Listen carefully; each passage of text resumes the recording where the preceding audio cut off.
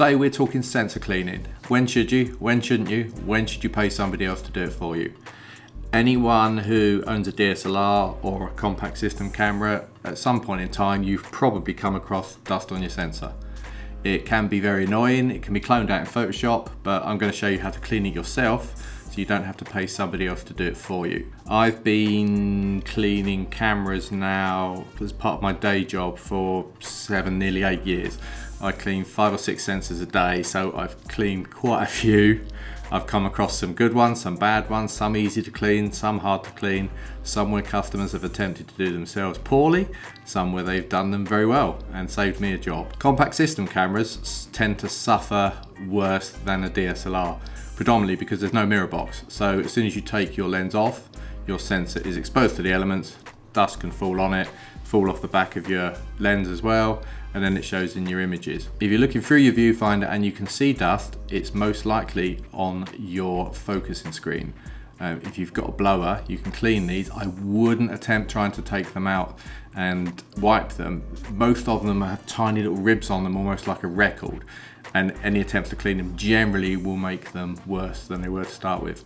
Some are easier to access than others. 5D2 is quite easy. You can just pop the focusing screen out, put a new one in, and then your problem solved. But we're not dealing with that today. We're talking dust on sensors.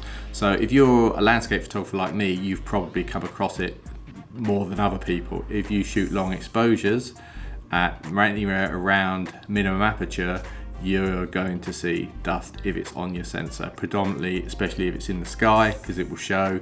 Anywhere at the bottom of the image, generally because there's more contrast, you're less likely to see it.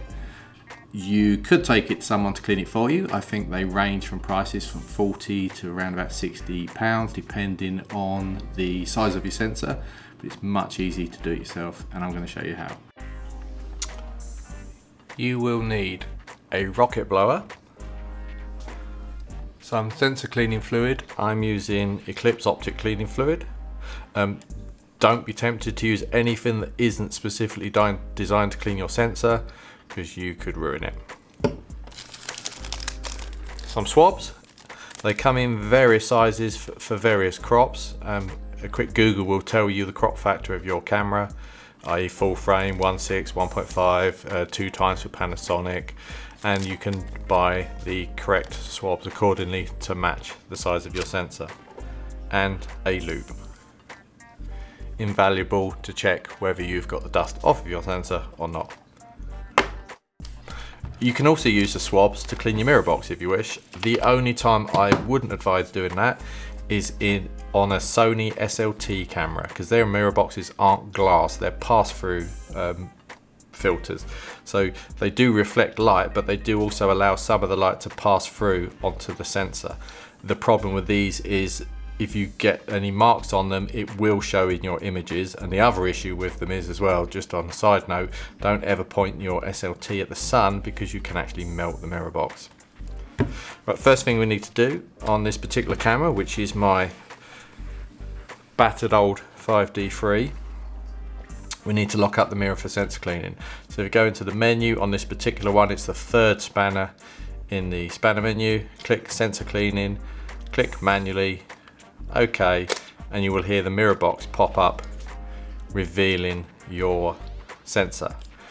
Canon, once the battery starts to get low, the camera will bleep to let you know it's in danger of the camera turning itself off and the mirror box going back down. On Nikon, they don't have this, but what Nikon do is they won't let you lock the mirror box up unless it's, I think it's somewhere around about 75%. You need 75% of your battery to lock the mirror box up, otherwise it won't let you. There is another way to do this. I wouldn't recommend it unless you're daring or an expert. That is to literally put your camera on bulb mode. And then as long as you hold your finger down on the shutter, the mirror box will stay open. The problem with this is obviously your finger slips off, bam, shutter blades close, get mangled up on your swab, and you've just ruined the shutter on your camera. So I wouldn't advise doing it, like I say, unless you're feeling brave, on your own head be it. First thing to do, get your blower, camera upside down, attempt to blow out any dust that's on your sensor. Once you've done that, loupe, have a look, and sometimes you'll notice you can actually get it all off, so there's no actual need to clean it at all. In this case I do have 1, 2, 3, 4, a couple of 3 spots. 2 I very much doubt will show in images, 1 probably will, so we're going to need to clean it with a sensor. So get your swab. The observant of you may notice this is actually a crop swab and this is a full frame camera. I ran out of full frame swabs, so I'm doing it with this. I wouldn't advise doing it yourself because you can leave smears across the center where the swab ends, because it's obviously not wide enough to cover the sensor. But I've been doing this quite a while, so I'll risk it. So hold the swab out. All you need to do is gently hold the clips against it, run it along. Don't even need to squeeze it, you'll find it runs out onto the swab. Camera on a hard surface, keep it steady. You just place the swab in against one edge, a little bit of pressure so you can just feel the swab bend, and then you pull it across the sensor. Once you've done that, you place the swab somewhere where it's not going to get dirty because you may need to reuse it. Have a look with your loop, and we've still got one little bit on there. So what we'll do is we'll use this again, apply a tiny little bit more sensor fluid, and again hold it gently from one side, just gently draw it along the sensor right into the end there, and then pull it up.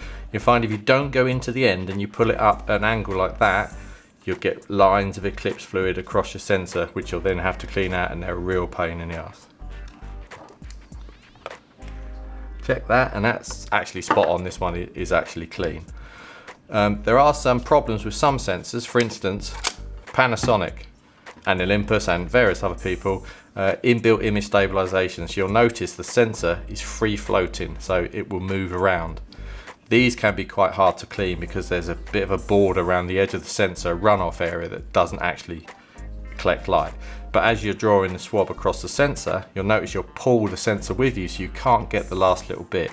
What I often do in that situation is you have a second clean swab, obviously, just put it in there to hold the sensor and then just pull it across, and that way you can get right to the corner and not have to worry about the sensor pushing in underneath the frame.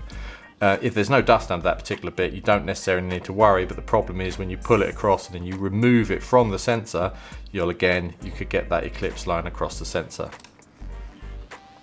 Right, so you've cleaned your sensor, you've closed down your shutters again. Last thing to do is check if you've got the dust off properly. So we've had a look through the loop, can't really see anything, so we think it's all off, but what we'll finally do is a test. So I generally find the easiest way to do this is we will put the camera in aperture priority.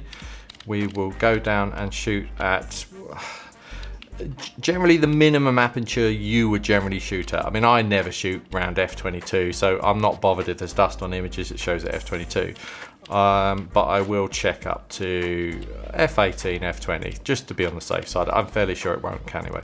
So you want the lowest ISO possible, which is going to give you the longest exposure, which is why we've chosen f18. As you can see, pointing at my screen, is giving us a 6-second exposure.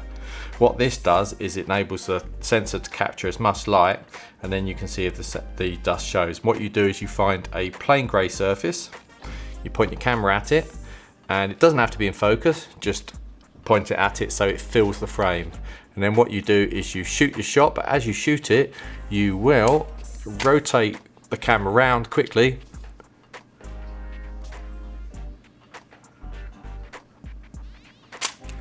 What this does, it completely ensures that your picture is going to be completely out of focus and there's nothing of any contrast that's going to show in it except the dust that might still be on your sensor. Because it's on the sensor, doesn't matter how much you move the camera around, it will still remain in the same place. So once you've done this, you pop your JPEG onto your computer, have a look, and you can easily see then if you've got any dust left on your sensor. As you can see, if you scroll around the image, it's clear, there's nothing on the sensor at all, so I'm happy with that. So that's a job done. You don't need to go mad. I would advise probably cleaning your sensor. I do mine, even if there's no dust showing on it, I'll probably clean my sensor every 3 months.